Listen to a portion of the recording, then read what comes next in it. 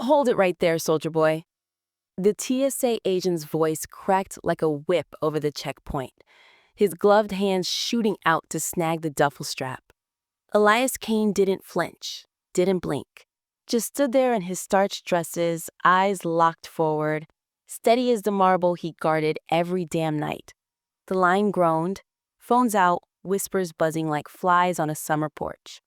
A kid tugged his mom's sleeve, pointing at the badge, glinting on Elias's lapel like it was some cheap convention swag.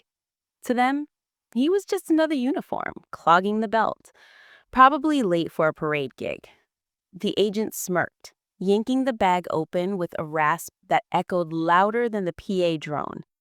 "What's this, your little toy collection?" He dangled the ceremonial bayonet, chuckling for his partner's benefit. But what nobody clocked, what even the sharp-eyed supervisor missed, was that the man in the spotlight was a tomb guard, sworn to 21 silent steps over America's unknown dead, and the one soul who could shatter that smirk with a single salute was already pushing through the crowd, eagles flashing on her shoulders. Before we dive into this story, where are you watching from? Let us know in the comments. And if you believe that values like honor, courage, and sacrifice still matter, join us in keeping their legacy alive. Sergeant Elias Kane stepped through the automatic doors of Dulles International Airport, the early morning light filtering through the massive glass walls like a reluctant dawn. He was a tall man, built like the monuments he guarded, solid, unyielding, with shoulders that carried the weight of history without complaint. At 28, Elias had the face of someone who'd seen more than his years should allow. Sharp jawline, shadowed by a precisely trimmed beard, brown eyes deep as the reflecting pool at the Lincoln Memorial.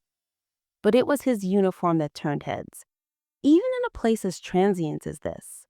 The Army dress blues clung to him like a second skin, the deep navy wool pressed to perfection, not a single thread out of place. On his left lapel gleamed the silver badge of the Tomb Guard, a simple wreath encircling a shield awarded to only a select few. It wasn't flashy. It didn't need to be. Elias had spent 2 hours that morning in front of a full-length mirror, ensuring every crease was sharp, every button polished to a mirror shine. Not for vanity, but for duty. The badge wasn't his. It belonged to the ghosts he walked for. He moved with the measured rhythm of his patrols. 21 steps forward, a precise turn, 21 back.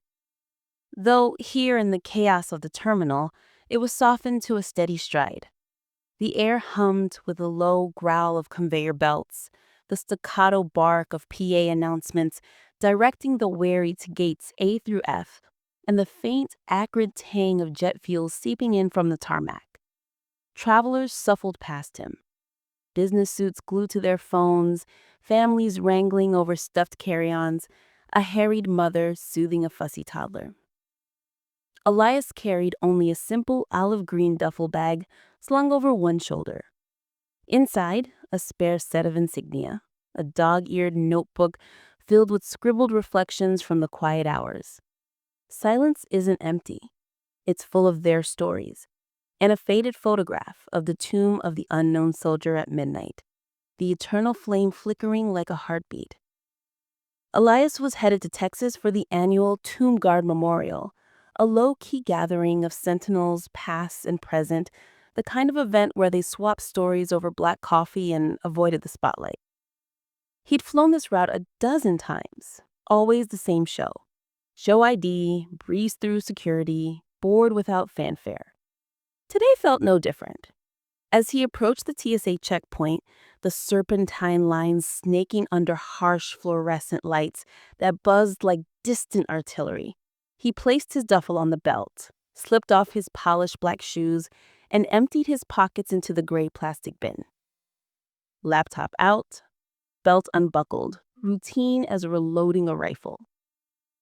At the scanner's mouth stood Derek Voss, a stocky guy in his early 30s with a face flush red from too much coffee and not enough sleep. Derek's uniform hung loose on his frame, the badge on his chest more a shield than a symbol. He had been on shift since 4 a.m., dealing with the usual parade of the oblivious. The guy with a pocket full of loose change, the woman who'd forgotten her water bottle was a no-go. Derek's eyes, sharp and skeptical, scanned the line like a hawk picking over carry-on. That's when he spotted Elias. The uniform hit him like a bad memory. Crisp, authoritative, the kind of getup that made Derek's stomach twist. Another one of those parade ground pretty boys, he thought, the bitterness rising like bile. His older brother, Tommy, had worn fatigues too. Back in Afghanistan, Tommy hadn't come home with medals or badges, just a folded flag in a hole in the family that never filled. Derek clenched his jaw, forcing a professional mask over the resentment. They get the glory, we get the mess.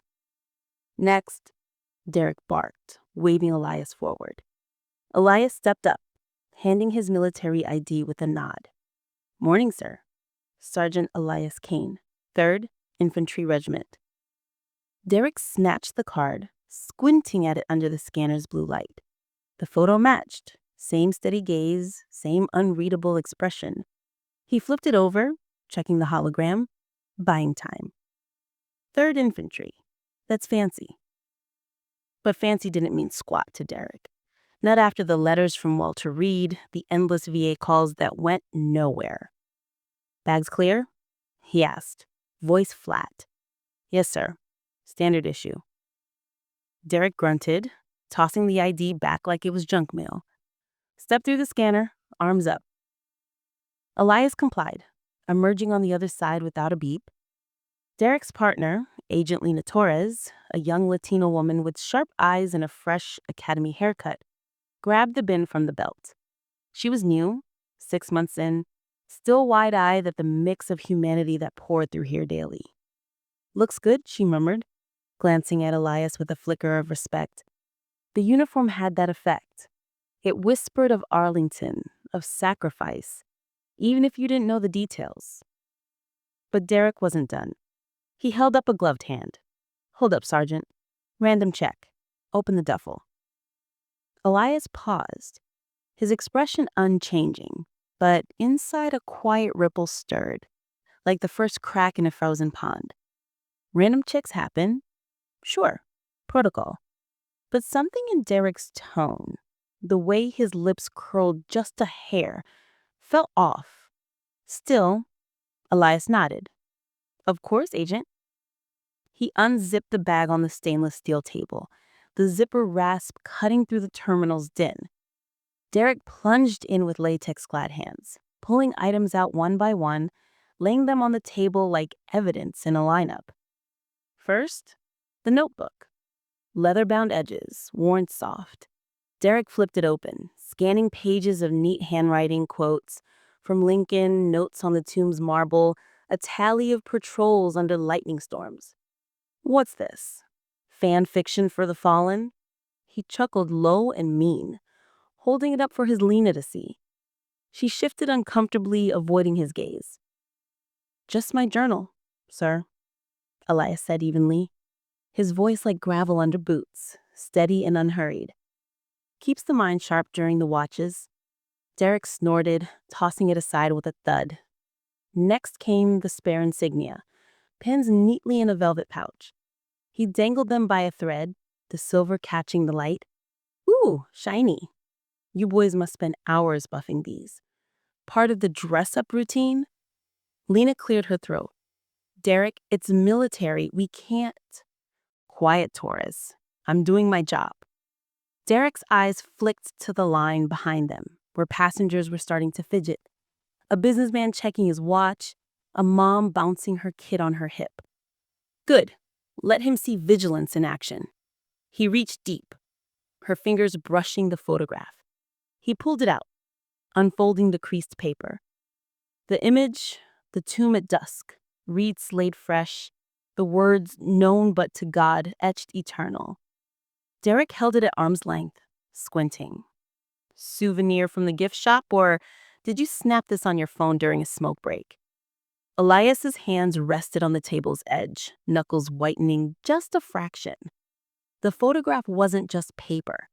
It was a talisman, a reminder of the unknowns he'd sworn to protect. The soldier from Belowood, the airman from the Hump, the Marine from Fallujah. Faces lost to time, but not to him. That's the tomb, Agent. I guard it every hour, every day.